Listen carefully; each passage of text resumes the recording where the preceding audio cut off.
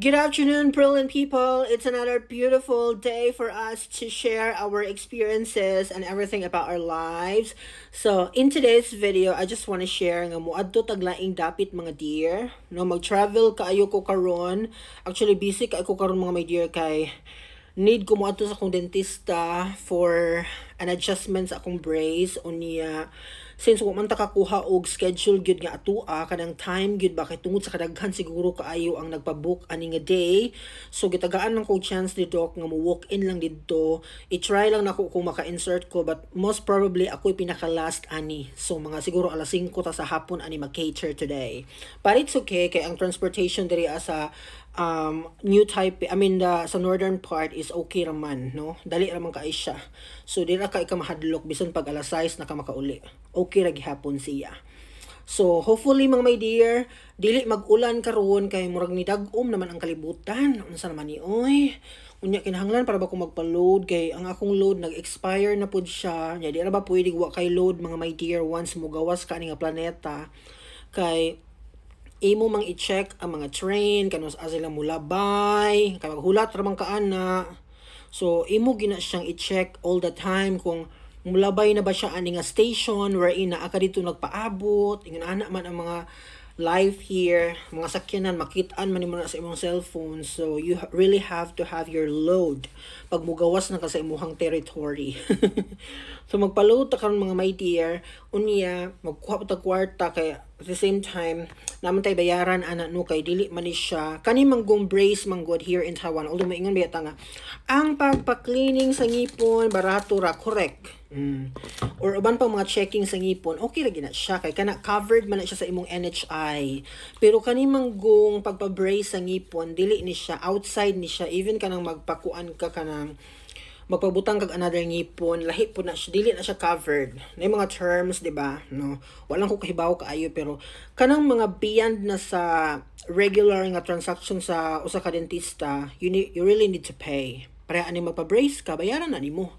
Pero okay naman siya, ma-afford na gihapon nimo tungod sa kind of offer nila diri ang competitive gid ilahang salaries sa mga teachers, so maka-afford gyud ka mga my dear, no? Kung sa Philippines murag maglisod ka pero maka-afford man gyapon mo sa Pinas oy. Ana. So maningkamot ta kay Ginoo ko, ang ngipon is very important gyud in tawon sa usa ka teacher.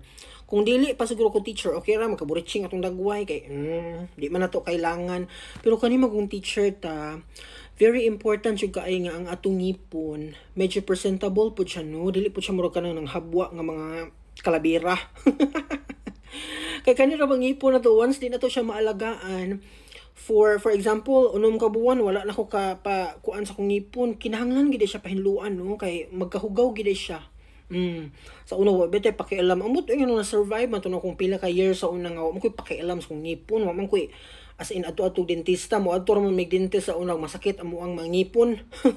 Pero karon mga my dear nga conscious na kita sa tong dagway, especially man good here in Taiwan, ang imong crowd man koy maka-trigger sa imong nganong ma-conscious kasi imong naong or sa imong ngipon. Kay ang ngipon sa imong mga kabataang barangay diri kuy Ginoo ko Lord ka mga nindot. Not all pero most of them gwapo kay sila mga smile day. So kung dili nimo na ihanay imong kaugalingon, medyo makulelat gyud ka, pero dili man gid ingon nga for aesthetic ni ako Ang ako is kanang dili lang siya musakit, mahinluan siya kay hugaw ba gini ang atong ngipon day. At tinuod lang ha, kay ang food baya ang ato ang ginakaon moagi ba sa atong ngipon nya manangit-sangit baya na. So very important gyud nga naa gyud regular nga checking sa atong ngipon, unsa na status sa atong ngipon, okay pa ba ang dagan sa atong mga ngipon, kay basig nangahiwi na, basig ang ending ani manglugwa. Basig manglugwa na ni atong mga ngipon matingala na lang ta. So kailangan gid nato i-refer sa atong mga dentista, dili ta magbuot-buot ha, kay basig mag-do it yourself ra ka diha nga magpaalig-alig po ka nga dentista ka, harog mga daot na inyong mga ngipon kay tungod sa inyong pag-save kamo. Ako na nang gibalik-balik og ingon sa inyo ha. Once gani nga it is about our body, para sa ato ang lawas, anything gid mga my dear, my principle sa life is di gyud ko magpataka-taka kung musulod gali sa akong lawas or anything nga nako himuon sa akong lawas.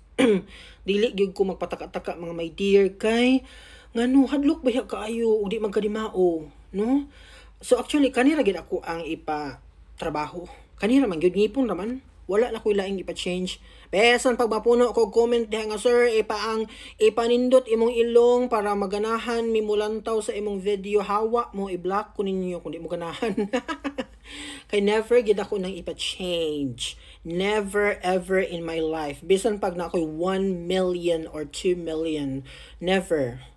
Wala mo'y makitang changes anak. Kanang agtang nako diha maura gid na siya magpadayon nga makita ninyo o forever ninyong masubaybayan sa akong life.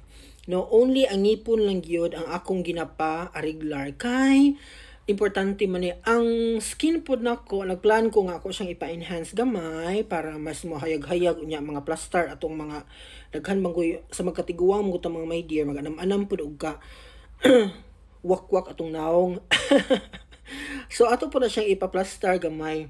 So wala ko nang gina-share sa inyo mga my dear this afternoon kay kabalo mo, very important ba kaayo ang self-care. Kana bang atong atimanon atong kaugalingon. Dili nagpasabot nga kanang pobre rata, wala tay karapatan mag-sunscreen, wala tay karapatan nga mo-shine ang atong dagway, wala tay karapatan nga mahinlo ang atong mangipon, ang sabang ubang parts sa atong naong, wala tay karapatan magpa-derma kay pobre ta. Dili uy.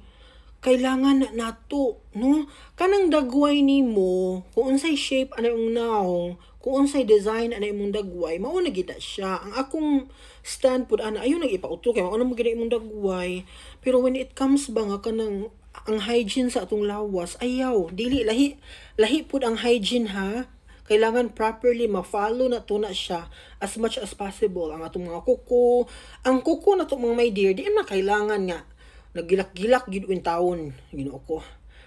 Ang atong mga kuko, at least hinlo lang siya, okay na no? Yung buhok nimo, way mga kuto. Kadaghan ba problema sa kalibutan oy. Mo na atong pangbantayan, no? Tagaig chance inyong kaugalingon nga maatiman. Ayaw mo padasa sa inyong kaugalingon kay maot na siya nga kanang characteristic nga kanang pasagdan lang nato tong kaugalingon, dili po na siya maayo, ha? So kung kaya ninyo i-care gid ninyo ang mga kaugalingon in taon mga my dear, hatagig panahon inyong self nga mo relax, no? I-pamper inyong kaugalingon kung naamoy time. Mo lagi na nga mangita tag opportunity nga medyo dako-dako putang mga kubra kay kung wa po tay sweldo laging tarong, wa naman tay chance in tawon nga magpagwapa sa tunaw, no? So pangita gid mo og kanang work nga well compensated gid mo, no? Para naa pa mo extra money to beautify yourself. Kana bang dili na ta kailangan maghunahuna nga huy Ginoo ko unsa may atong sudanon ugma, unsa may ato ang kanon ugma, wala man tay bugas, no? Nya magpakuan-kuan pa kasi mong dagway, magpa-enhance pa ka. So wala na gyud, mawa gid tong idea nga kailangan gid ta magpa-enhance atong dagway. Wala na kay unsaon ta man nga wa man tay pagkaong lain, no? So, chika lang na siya mga my dear sa atong, kada bang realidad sa atong kinabuhi nga dapat natong masabdan. Okay, kay excited naman kaayo ko. Pasensya na mo nga video mga my dear ha, kay dili gini siya ingon nga normal nga naipagtulunan. Wa na kay kung naghuna-huna karon mga my dear because ang akong thinking karon dili ko mabiyaan sa mga train, makaabot ko dito on time nga si Doc wala pa nasungayan, char. Nga si Doc kana bang vacancy ng orasa, wa pa kaabot iyang client kay walk-in ra baya ta, dili baya gid kita ang primary niya nga reason nga nung nianha siya karon ni duty. Ay kana lagi akong dentista, daghan po kay na siya client nang Ginoo ko nagkabaga-baga po din taon. Munang maningkamot ta karon nga ma-entertain ta kay sa mga sunod na to nga mga journey, balo baya mo nga ni transfer baya ko eskwelahan ha. So it's another thing that I need to prepare kay mo travel patapuhon. Ang akong next destination is far from my place now. So kuan ni siya kanang unsa ni dakong journey ni siya nga dapat na kong tahakon. But thank you so much sa akong mga friends here nga ni-offer gid sa ilahang kanang time to help me to carry things para maka-move ko sa akong next area. Na-appreciate kayo nako. Thank you so much. So that would be all for today, brilliant people. See you tomorrow. Bye.